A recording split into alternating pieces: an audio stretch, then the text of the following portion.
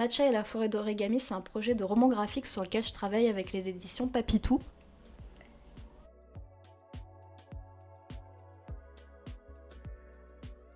Les deux personnages principaux sont Matcha et Jasmin.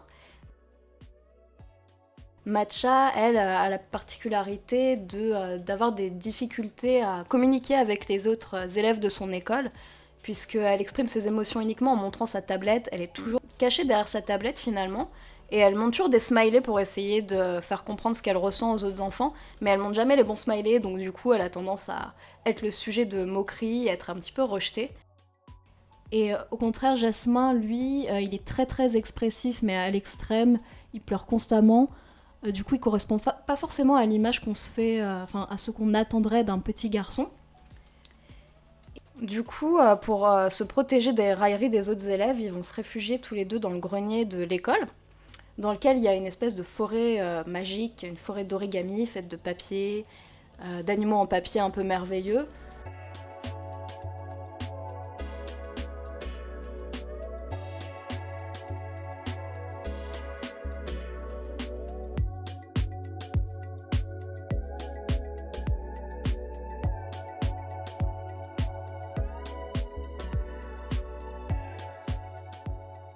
Au début, on assiste à un dialogue de sourds entre les deux enfants parce qu'ils ont vraiment une manière totalement opposée de communiquer, et finalement c'est par la création artistique qu'ils vont réussir à trouver un petit peu un terrain d'entente et à sublimer leurs différences, qu'ils vont réussir aussi à s'attirer la sympathie des autres élèves de l'école et à s'accepter comme ils sont.